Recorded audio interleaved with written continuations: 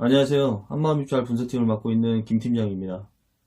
저희 한마음입찰은 경력 10년 이상 분석 담당자들이 모여서 회사를 설립하게 됐습니다. 회사에 영업팀은 따로 없고 분석팀과 개발팀만 있습니다. 영업팀이 없는 이유를 다들 궁금해 하시더라고요. 이게 분석 담당자들이 모두 10년 이상 경력자들이다 보니까 전자입찰 대행 시장에 대해서 좋은 점과 나쁜 점을 누구보다 너무 잘 알고 있어요. 그래서 저희끼리 이런저런 이야기를 하는데 모두 공통된 생각이 하나 있었습니다. 그게 바로 모든 분석 담당자는 낙찰을 하고 싶어 한다. 이 생각에서부터 시작해서 지금 영업팀 없는 입찰회사를 설립하게 됐습니다. 모든 분석 담당자는 낙찰을 하고 싶어 한다. 이 말은 무슨 의미냐면 제가 13년 동안 수많은 분석 담당자들을 보고 느낀 게 분석을 잘하든지 못하든지 인센티브라는 돈을 받아야 되기 때문에 모두 다 낙찰을 하고 싶어 합니다. 물론 저 같은 사람은 돈도 중요하지만 낙찰이라는 성취감과 희열 그리고 고객님들의 얼굴이 떠올라서 낙찰을 하고 싶어 하죠. 실제로 얼굴은 한 번도 못 보고 목소리만 들었어도 이게 얼굴이 그려져요. 통화를 많이 하다 보면 그렇더라고요. 그럼 분석할 때 사장님이나 담당자님 얼굴이 떠오릅니다. 그만큼 진실하게 하고 있다는 반증일까요? 이야기가 다른 곳을 샜네요. 이제 다시 돌아와서 모두 낙찰을 하고 싶어 하는데 왜 낙찰을 못할까요? 저는 구조적인 환경의 문제라고 생각합니다. 분석 담당자가 아침에 출근해서 퇴근까지 공고 선별하고 이런저런 통화하고 업무 보는 시간 빼고 순수하게 분석하는 시간이 하루에 평균 3시간? 길게는 4시간 정도 될 거예요. 그럼 만약에 업체를 50개를 관리한다고 생각했을 때 공고가 시즌마다 다르겠지만 100개라고 생각해 봅시다. 그러면 4시간이면 6, 4, 24, 240분. 공고는 100개. 그럼 한 개당 2분 40초가 되겠네요. 대단하죠? 업체 50개 관리하는데 공고 한 개당 2분 40초밖에 분석 시간으로 쓸 수가 없다는 게 말이죠. 분석 담당자도 밥도 먹고 잠도 자야 되기 때문이죠.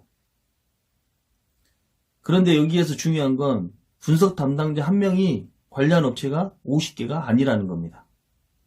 보통 100개에서 많게는 200개가 넘는 것도 있습니다. 처음 제가 분석을 시작할 때 40개, 많아야 50개였는데 요즘은 여러 가지 이유로 많이 달라졌더라고요.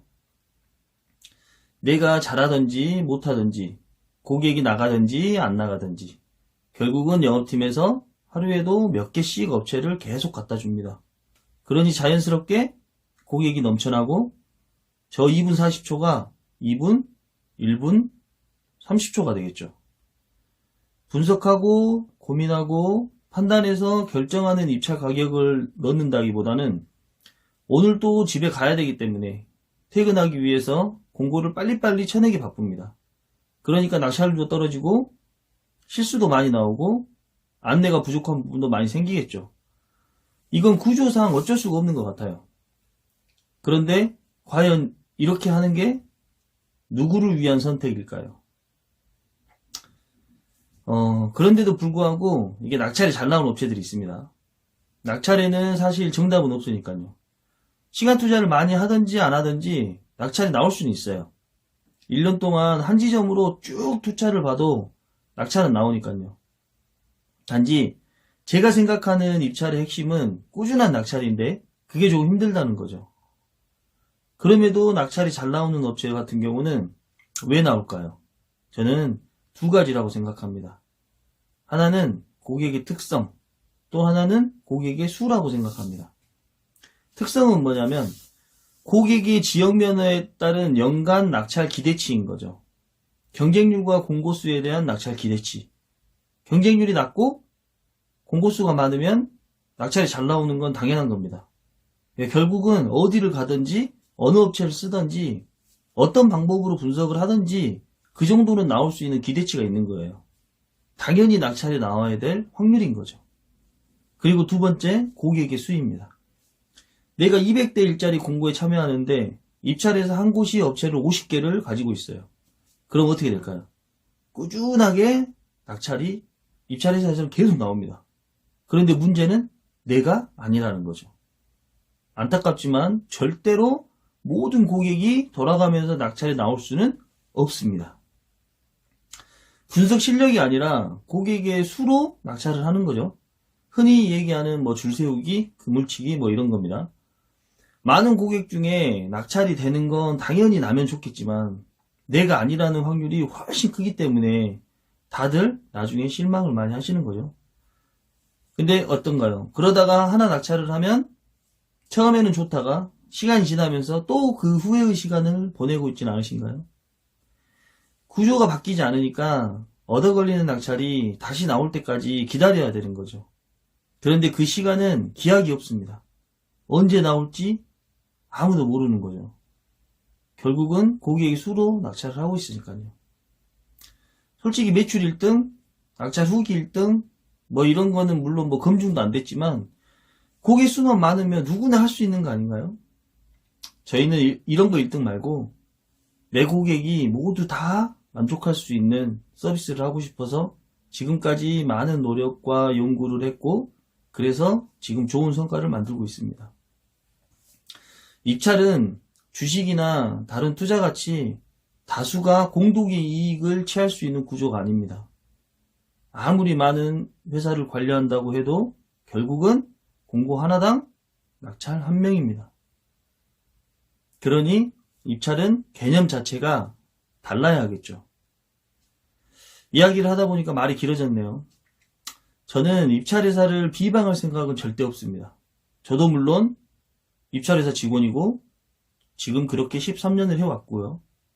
단지 제가 봤을 때 감당할 수 없을 만큼의 고객이 포화된 상태에서 분석 담당자들이 진정성이 많이 떨어지는 것은 사실이고 제가 분석 담당자이다 보니 누구보다 그 부분에 대한 고충을 잘 알고 있습니다. 그래서 저희는 최대한 진정성 있는 분석을 할 수 있는 환경을 만들기 위해서 이런 방법을 선택했다 라는 이야기를 하고 싶었을 뿐입니다. 물론 나중에 저희도 지역면허별 TO 기준 잘 세워서 영업팀을 운영할 수는 있겠죠. 결론적으로 저희가 영업팀 없는 입찰회사를 만들고자 했던 이유는 꾸준한 낙찰을 하는 데 있어서 가장 중요한 건 분석을 잘 할 수 있는 환경이라고 생각했기 때문입니다.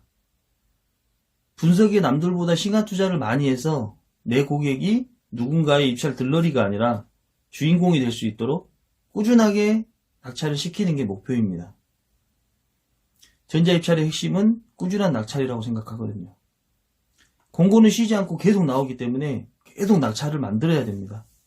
그렇기 때문에 낙찰이 일회성으로 끝나지 않으려면 결국은 낙찰을 잘 할 수 있는 환경을 만드는 게 제일 중요하다고 생각되거든요. 자, 그러면 이제 환경 말고 기술적으로 어떻게 하면 낙찰을 할 수 있을까요? 참 어려운 문제죠. 그걸 앞으로 영상에서 자세히 풀어보려고 합니다. 제가 13년 동안 분석 담당자로 살면서 많은 낙찰과 후회를 했습니다. 거기에서 만들어진 다양한 노하우들, 그리고 입찰을 볼 때 필요한 기본적인 용어나 분석 방법, 입찰에 필요한 정보들을 공유하겠습니다.